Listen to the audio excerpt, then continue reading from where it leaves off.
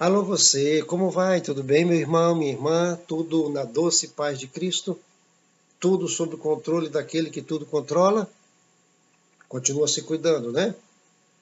Tendo tomado uma dose ou duas doses da vacina, tendo tomado apenas uma dose única, ou aguardando tomar apenas uma dose única ou duas doses, não importa. Cuide-se. Não dê sopa para o inimigo. Não. Cuide-se. Tá bom? Vamos aos nossos arrazoandos sobre a segunda lição do terceiro trimestre deste ano, da nossa revista Editora Betel, Adultos. Um homem de fé e coragem. O homem de fé e de coragem de que trata esta lição chama-se Jacó. E, primeiro arrazoando, eu quero pensar com você aqui sobre uma determinação de Deus, uma forma de Deus agir por sua soberania no que diz respeito às três mulheres mais importantes para a constituição do povo de Israel. Os filhos de Israel, o povo escolhido por Deus. Sara, Rebeca e Raquel. Essas três mulheres eram estéreis. Agora pensa comigo aqui, ó, se Deus queria constituir um povo, essas mulheres deveriam ser mulheres que tinham a madre aberta para terem o máximo de filhos? Sim ou não? Claro que a resposta seria sim. Porque aí seria fácil para Deus constituir um povo, porque uma mulher que dá muito filho, outra que dá mais filho do que aquela, e outra que dá mais filho do que aquelas duas, e olha, então é fácil multiplicar, e daqui a pouco vai ter um povo. Mas veja, Deus chamou essas três mulheres para delas tirar um povo, ou delas constituir um povo, seu povo, e essas mulheres eram estéreis. É claro que pode ter várias explicações para isso, mas uma única explicação que eu dou para isso é para Deus provar que é por sua infinita graça, é por seu infinito poder, é por sua infinita vontade e é por sua absoluta forma de agir que as coisas acontecem. Sara estéril, Rebeca estéril, Raquel estéril. Rebeca é a mãe de Jacó. Mais tarde, a esposa de Jacó, Raquel, também será estéril. Mas foi assim que Deus estabeleceu.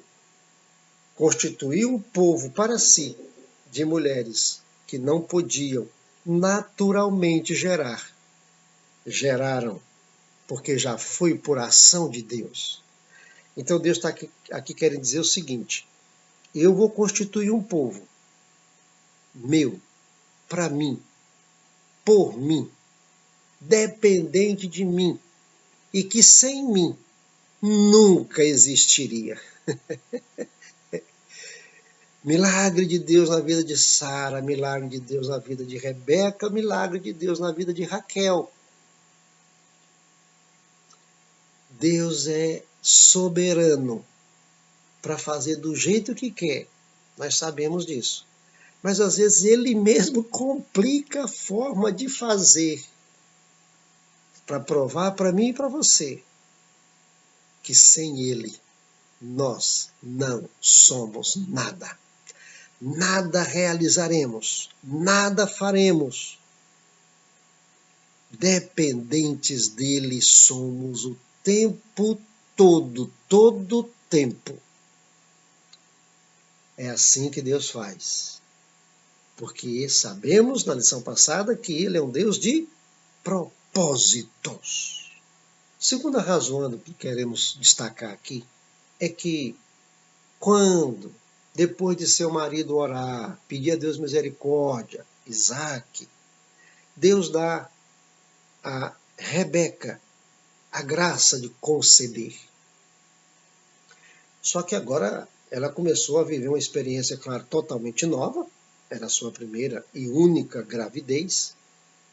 Só que ela, conversando com as outras mulheres que já tinham tido filho, nenhuma registrou que havia como que uma briga dentro do ventre dela. Era só uma criança. Então, um chutinho aqui, um chutinho ali, sei, tudo bem. Mas não, uma briga lá dentro. E ela foi procurar a Deus. O que está acontecendo aqui?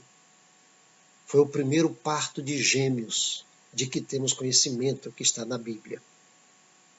Esaú e Jacó. E aquilo fez com que Rebeca fosse procurar a Deus. O que está acontecendo? O que eu tenho, na verdade, dentro de mim? O que eu tenho aqui? E aí Deus diz a ela, olha, há duas nações dentro de você. Duas nações? É claro que Deus estava aqui usando o todo pela parte. É uma figura chamada metonímia. Qual é o todo? As nações, duas nações. Qual é a parte? Esaú e Jacó. Deus usando aqui uma metonímia, o todo pela parte, para dizer a ela que essa briga aí não vai acontecer só aí, não. Vai acontecer também fora daí. E uma coisa única aconteceu na vida de Rebeca. Ela não apenas é a mãe de Esaú e de Jacó. Ela não é apenas uma estéril que deu à luz dois filhos. Ela deu luz a duas nações. Ela não é apenas uma estéril que deu à luz. Ela é a primeira estéril que deu à luz gêmeos. Que importância tem Rebeca para o povo de Israel? Que importância tem Rebeca para os filhos de Israel? Que importância tem Rebeca para todos aqueles que esperavam o Messias? Que importância tem Rebeca para todos aqueles que já se encontraram com o Messias? Que importância tem Rebeca para todos aqueles que se constituem povo de Deus? Duas nações no seu ventre. Você vai ser a primeira mãe de gêmeos. Você vai ser a primeira mãe de duas nações. Então, Rebeca é a única estéril que deu à luz gêmeos, que deu à luz a duas nações e que tem o seu lugar muito reservado na galeria das matriarcas da fé.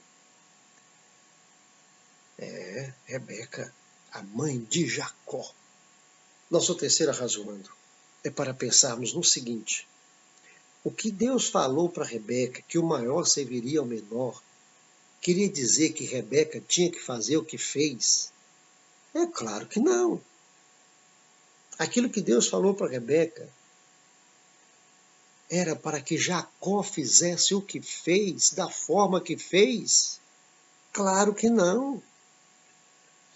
Promessas de Deus não são alcançadas com maracutaia, não são alcançadas com simpatias. Lembra que Jacó colocou aquelas varas na frente das ovelhas quando estavam cruzando? Simpatia. Promessas de Deus não são concretizadas com participação humana de forma injusta, de forma que envergonha a Deus, de forma que envergonha os homens, de forma que parece que Deus está consentindo com aquilo, puxa o tapete de um, derruba o outro, passa por cima do outro, e aí vai lá e faz. Não. Não é assim que as promessas de Deus se concretizam na vida de ninguém. Deus falou para Rebeca que o maior serviria ao menor. Então caberia a ele fazer com que isso se concretizasse. Que Jacó ficasse na dele, que Rebeca ficasse na dela. E que Esaú deixasse de ser digno.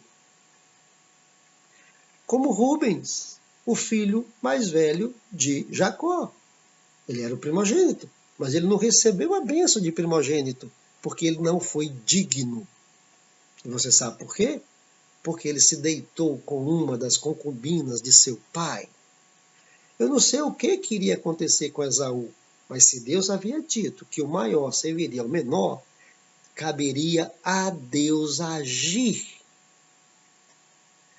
Há pessoas que têm promessas de Deus, como Jacó tinha, mas elas, para alcançarem as promessas de Deus, fazem o que não devem fazer.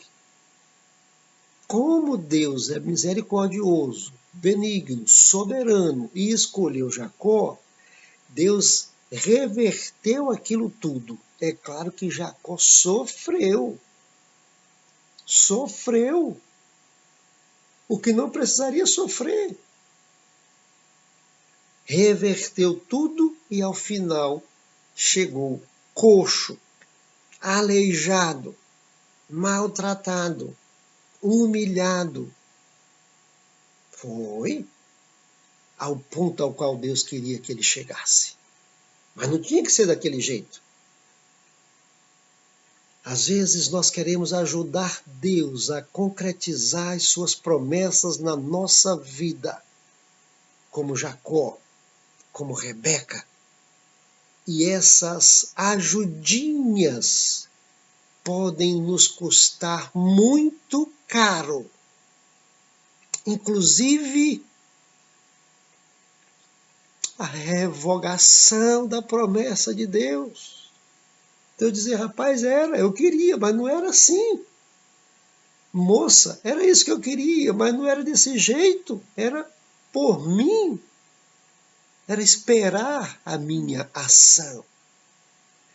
Você se lembra de que Abraão e Sara quiseram ajudar Deus, não foi?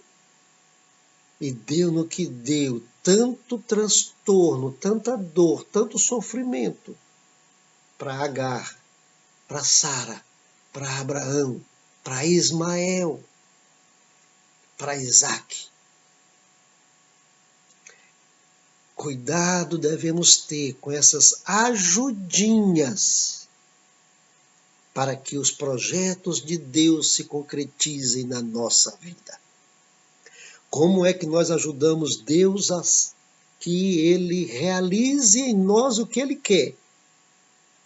Orando, jejuando, consagrando a nossa vida, mantendo-nos no ponto no qual Deus quer que nós estejamos. E esperemos o agir dele.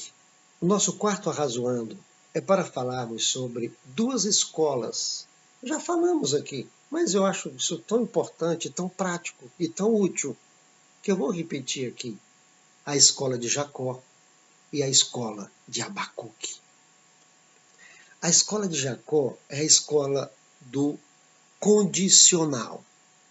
Se o Senhor me abençoar, se o Senhor me der vestido, se o Senhor me der comida, se o Senhor me der uma casa nova, me der um apartamento zero, me der um carro zero, me der condições de comer em lugares chiques, em lugares bons, se eu realmente não for cauda, mas se eu for realmente cabeça, se eu conseguir morar no melhor lugar da cidade, nas melhores casas da cidade, se eu conseguir realizar os meus sonhos, Deus será o meu Deus. Eu vou prestar culto a Ele e eu vou dar a Ele o dízimo. Esta é a escola de Jacó, que está lá no capítulo 28 do livro de Gênesis. Quando Deus apareceu para ele, falou: olha, você está aí ó, numa pindaíba, rapaz, não tem nem travesseiro, você tem por travesseiro uma pedra. Você, meu filho, perdeu sua família, teve que fugir para não ser assassinado por seu irmão, a quem você enganou. Você teve que sair de casa, está aqui sem lenço nem documento, mas eu tenho uma promessa na sua vida e eu vou te abençoar. O que foi que ele falou? Tá bom, se o Senhor... Aí começou, essa aqui, ele fundou a escola do Si, a escola de Jacó, a escola da negociata, a escola da conveniência, a escola do acordo, a escola do toma lá da cá. Senhor, tu me dás e eu te dou. Se tu não me deres, eu não te dou. Se tu me deres, tu és o meu Deus. Se não me deres, tu não és o meu Deus. A escola de Jacó é esta. Se tu me curares, eu vou te dar glória. Se tu não me curares, eu não vou te dar glória. Se tu me protegeres nesta pandemia, eu vou bendizer o teu nome. Se tu não me protegeres nesta pandemia, eu não vou bendizer o teu nome. Se o meu parente for curado, eu vou dar um testemunho de louvor e gratidão a ti. Mas se ele perecer, se ele morrer, como todos vamos morrer, eu não vou dar glória a ti. É a escola de Jacó. Você conhece alguém desta escola?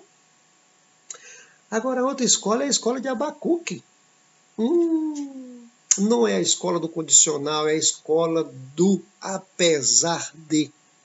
Não é a escola do se, é a escola do embora. E a Abacuque diz assim, ó, ainda que, ou embora que a figueira não floresça, nem haja fruto na vide, embora o produto da oliveira minta, e os campos não produzam mantimento, embora as ovelhas sejam arrebatadas da prisão, embora nos currais não haja gado, embora eu seja vítima de injustiças, embora os meus sonhos não se concretizem como eu quero que se concretizem, embora a Covid-19 alcance a mim ou ao meu lar, embora a doença leve alguns dos meus amigos, dos meus parentes, dos meus irmãos, embora eu passe necessidades, embora eu não tenha o que comer, embora eu sofra, eu seja perseguido por causa da justiça, embora as coisas não andem como eu gostaria que andassem, ou embora tudo isso aconteça. O que diz Abacuque? Todavia eu me alegro no Senhor e exulto no Deus da minha salvação. O Senhor Deus é a minha fortaleza, Ele é a minha força, Ele é o meu refúgio, Ele é a minha possessão, Ele é a minha maior herança. As coisas não valem mais do que Deus para mim. Nada vale mais do que a minha comunhão com Deus. Então nada de si é embora, é ainda que, é apesar de, porque Ele é o meu Deus e a minha vida está nas mãos dEle. Tudo, tudo, tudo, nada vale para mim. O que mais vale para mim é ter ao Senhor comigo. Escola de Abacuque. A que escola você pertence? Você está matriculado em qual delas? A escola de Jacó é uma escola que tem muitos adeptos, muitos alunos, mas é uma escola que nega que a maior riqueza é o Senhor. A escola de Abacuque, ainda que não tenha tantos matriculados nela, é a escola do triunfo. Eu quero ser da escola de Abacuque. Ainda que a escola de Jacó me atraia, mas eu digo não a ela, porque eu creio no Senhor. E eu não estou negociando nada com Ele, porque eu já tenho muito mais do que mereço, porque eu tenho o que há de mais significante na vida. E fora desta vida, eu tenho ao Senhor. É nele que eu me alegro, apesar dos pesares. Nosso quinto arrazoando é para falarmos de formas de tratamento de Deus para com pessoas iguais a Jacó. Eu tenho um livro que você pode procurar na loja Amazon. É um livro digital. O nome do livro é Convivendo com a Perda. É o primeiro da série. É uma série de 3. Por enquanto eu só fiz o primeiro.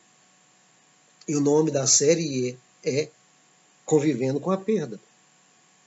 E o nome do primeiro volume da série é Jacó, o homem que não sabia perder.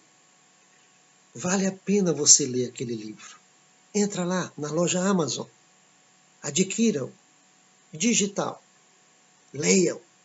Eu sei que Deus vai falar ao seu coração. E lá, dentre tantas coisas que eu falo o seguinte: Jacó precisa ser tratado. E Deus vai tratá-lo. Vai ensiná-lo que perder não é derrota sempre. Há perdas que são muito mais valiosas do que ganhos. Às vezes a pessoa aprende mais perdendo do que ganhando. E Jacó não sabia perder. E Deus, para provar que o amava, trabalhou duro no seu caráter, na sua forma de ser, na sua maneira de ser.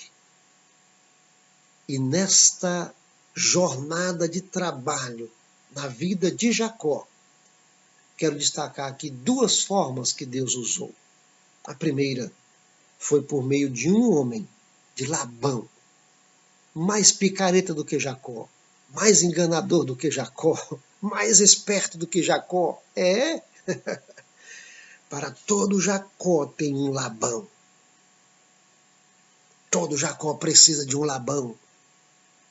Labão é instrumento de Deus para mostrar para Jacó que o engano chama o engano. O fato de querer ser melhor do que os outros, mais esperto do que os outros, atrai pessoas mais espertas do que nós. Labão é instrumento de Deus para trabalhar Jacó.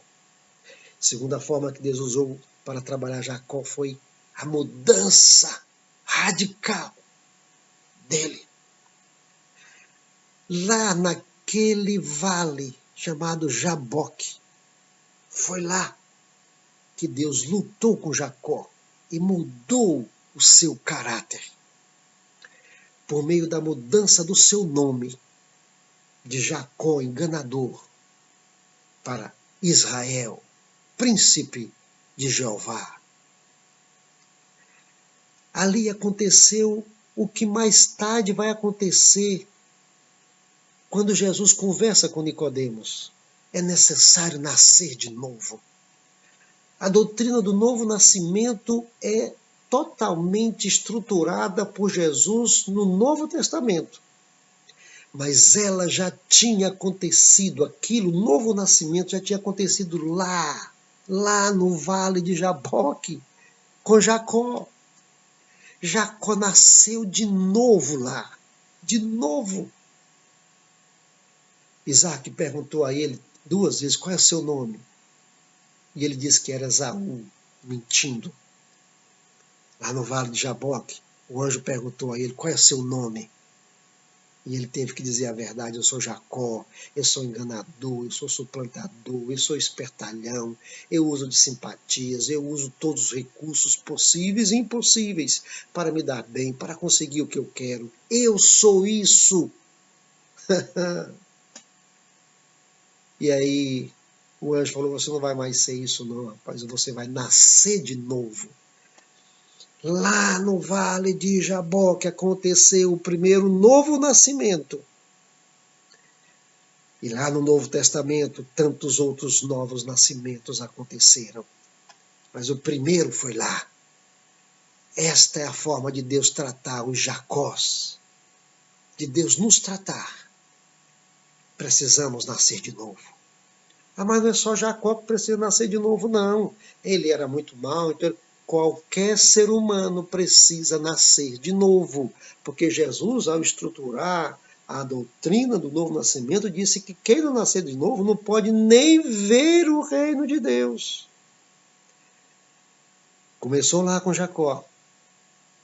Foi estruturada com Cristo. E é o que vale para mim e para você hoje. Precisamos nascer de novo. Precisamos ter a nossa vida totalmente mudada, para só assim termos acesso a o que Deus tem para nós. E ao que mais Deus tem para nós, que é o reino de Deus, reservado para todos aqueles que se entregaram a Cristo, que reconhecem a sua soberania e o seu feito na cruz, para que sejamos novas criaturas. Que Deus te abençoe e te guarde.